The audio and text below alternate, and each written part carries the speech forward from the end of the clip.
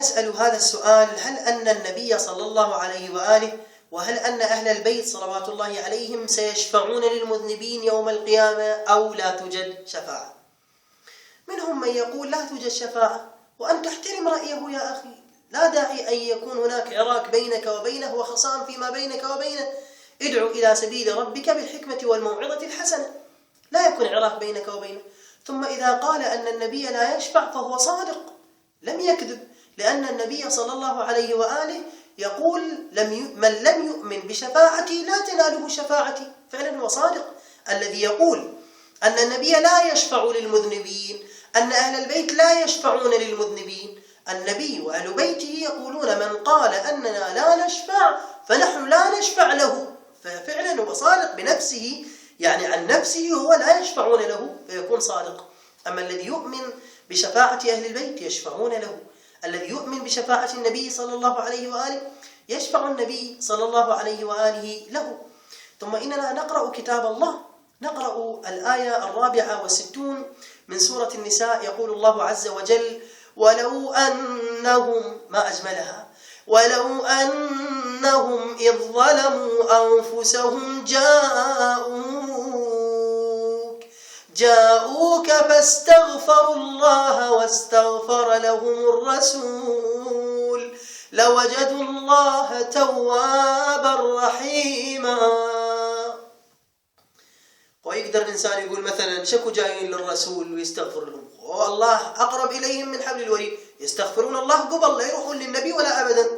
القرآن الكريم يقول: أنا أقول لكم تعالوا للرسول وأنتم تقولون لا تذهبوا إلى الرسول. الإنسان لما يؤمن بالرسول يؤمن بالله، لما يسأل الرسول يسأل الله سبحانه وتعالى. الرسول لا يقول من عند نفسه، هو يسأل الله عز وجل. نحن ما جئنا إلى إنسان غير مرضي لله سبحانه وتعالى ونتشفع به ونسأل الله بحقه وبجاهه. نأتي إلى أولياء الله، إلى هؤلاء الذين سيقول الله سبحانه وتعالى لهم صوابا يوم القيامة، حيث لا يتكلم أحد إلا من أذن له الرحمن وقال صوابا. كذلك لما نقرأ في سورة التوبة الآية 114 يقول الله عز وجل: وما كان استغفار إبراهيم لأبيه إلا عن موعدة وعده أو وعدها إياه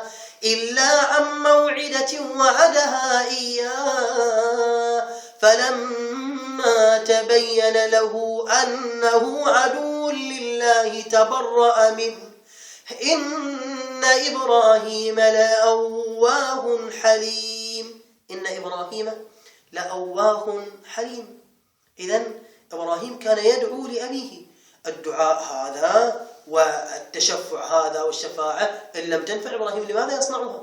ثم إن لم تنفع لماذا يتركه ويتبرأ منه ولا يدعو له بعد ذلك لما علم أنه أنه عدو لله، ولما أيقن أنه عدو لله سبحانه وتعالى، ولما تبين له كما يقول الله سبحانه وتعالى: فلما تبين له أنه عدو لله تبرأ منه إن إبراهيم لحليم أواه.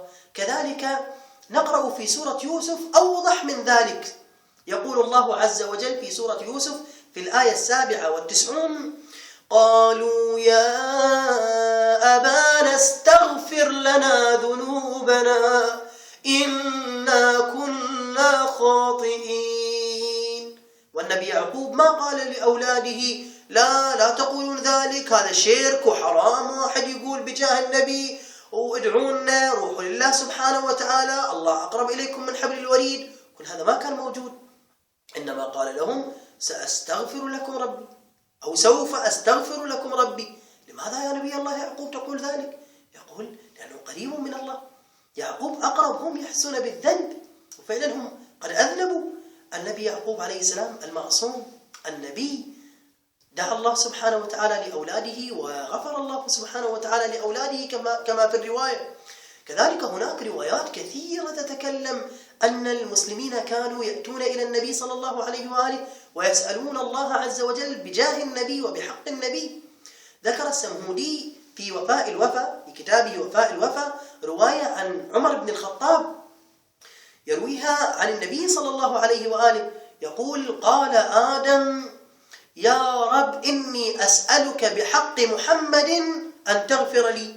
يعني آدم لما تلقى من ربه كلمات، الكلمات هي ماذا؟ هي أسماء، ومن ضمن هذه الأسماء محمد صلى الله عليه وآله، فغفر الله له ببركات محمد صلى الله عليه وآله، لأنه خلق النبي صلى الله عليه وآله وخلق نور النبي قبل خلق آدم ب2000 عام، وفي روايات أكثر من ذلك. وكذلك السمهودي روى عن جماعة من رواة الحديث منهم النسائي والترمذي وغيرهم، روى عنهم أن رجلا بصيرا أعمى جاء إلى النبي صلى الله عليه وآله يقول: يا رسول الله، إن عندي مريضا فادعو له، عندي مريض أرجو أن تدعو له.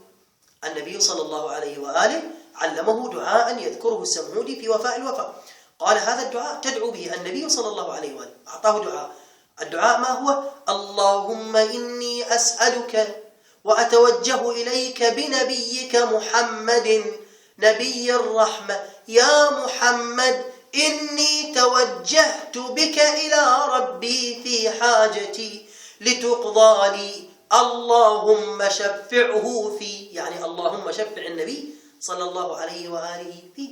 هذا في كتاب وفاء الوفاء، وهو ليس من كتب الشيعة طبعا، وإن كنا لا نحب أن نذكر الشيعة وسنة وكذا هذه الكلمات، ونريد من المسلمين أن يكون يدا واحدة على من سواهم،